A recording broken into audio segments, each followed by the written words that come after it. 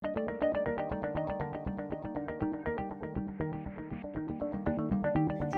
near Fresh Pond, turning the fire zone into a monstrous size. These fire lines are moving fast. This is a spot fire that just erupted from embers that came from another section of the King Fire. So close here, you can really feel the heat of the flames.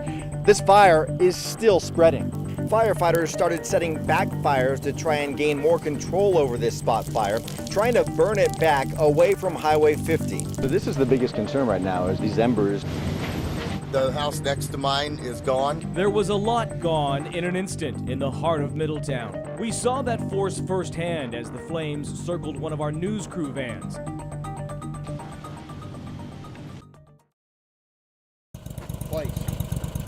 A morning star lingers as the day begins. Yep. Oh, look at the sun coming up. A sunrise serenaded by the call of the wild.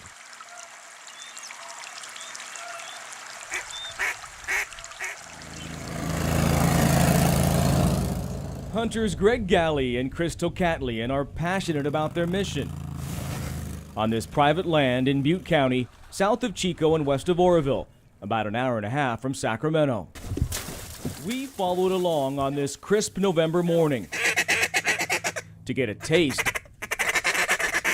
of what makes duck hunting such a popular sport in Northern California. This is in our blood. This isn't just a weekend warrior thing for us. We're here 24/7, 365. That's all we do is breathe, eat, live ducks. As the men get in place inside what's called a blind, one of several embedded into the fields, they know the season is still ripe. Less than a month old, in fact. But more than decent rainfall numbers make it feel like hunters are more than on target for what's shaping up to be a very good year. As we found out minutes after these experienced sportsmen did all their prep work, checking out the decoys already in place and the new ones being positioned as the sun rose to greet us. The sound and the scene attracts the target. And with that, it's Bailey's turn to go to work, retrieving each fallen waterfowl with an aggressive enthusiasm, yet a gentle touch. As we watch her in action, keep in mind there are limits to how many ducks a hunter can bring home, depending on the area in which you're hunting. And while it's what this dog loves to do, Bailey's human counterparts take aim at sending a strong message. This isn't just about coming out here shooting guns and killing ducks. This is about a whole process. This is about starting to give back to the ducks when they're just being born, respecting the property, giving our money, giving our time, giving our blood, sweat, and tears for something that we love.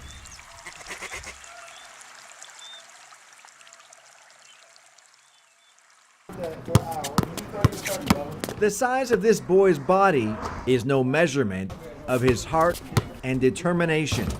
Oh! To watch 11-year-old Elijah Covington play basketball, I made it! I love it, man. It's part of my life, man. is to wonder just how bright is this kid's future. It's more like muscle memory, you know, like if you move your feet a certain way. The expectations are giant now that he just beat a giant. In a one-on-one game against 7-foot-tall King center DeMarcus Cousins, captured on video, you can see little Elijah fearless. With the score tied, he dribbled between Cousins' legs and laid one in for the go-ahead basket. The crowd went wild. That was fun. That was a fun moment. I found Elijah at his home, where he practices on this driveway every day. I play with my heart and I play with my head so I can outsmart you. So actually being smaller is an advantage to me. So you're not like dreaming of being 6'5" one day? No, but my doctor did tell me I won't be shorter than 5'10".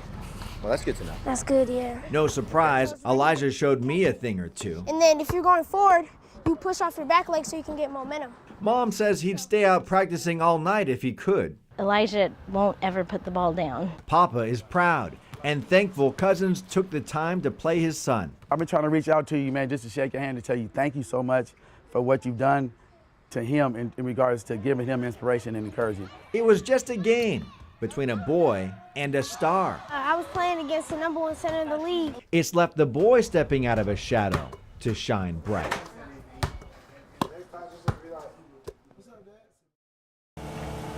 Copy that. So the way this works, I guess, is it's going to go all the way to the bottom before it gets released, and then everything gets pulled out. What you see here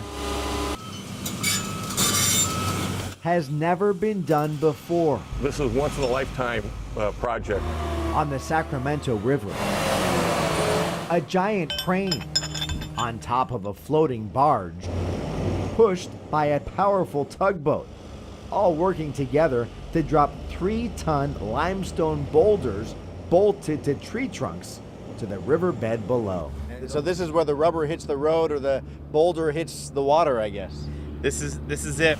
Crews are meticulously plotting the location of these giant tree-strapped boulders that will serve as new habitats for winter-run Chinook salmon babies. This area is really the prime spawning and rearing areas for these threatened and endangered fish. This is prime real estate, as they say. This is the bullseye for the best real estate.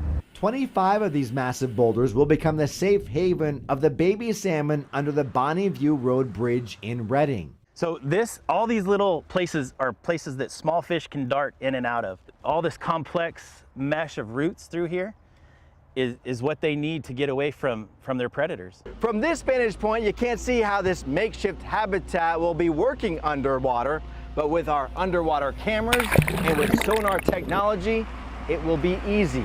The Sacramento River is one of the only rivers in the world that's home to 4 salmon runs, but the winter run Chinook salmon are now nearly extinct. Few survive the hundreds of miles from the Sacramento River to the Pacific Ocean and back. There have been some success stories, but right now it's not looking too good for the salmon. The winter run Chinook's numbers look like this, from more than 100,000 in 1969 to 17,000 in 2005, and just 1,500 now. I kind of think of it as death by 1,000 cuts, right? Dams, hatchery practices, and the drought are all part of the problem. Now, this idea. This is the habitat that we're looking to recreate that has been lost over time here in the upper Sacramento River. Roger Cornwell is one of the Sacramento Valley farmers funding the first of its kind plan. They have everything they could possibly want. Okay, you're approaching the bottom now. Dave Vogel is the scientist who developed the baby Chinook safe haven. I think it's cutting edge. I think it's a breakthrough. A species struggling to survive in the Sacramento River, nearly gone for good. Okay, we're on bottom. That's picture perfect. Now, this powerful display of machinery, will it power a return of the Sacramento River's Chinook salmon?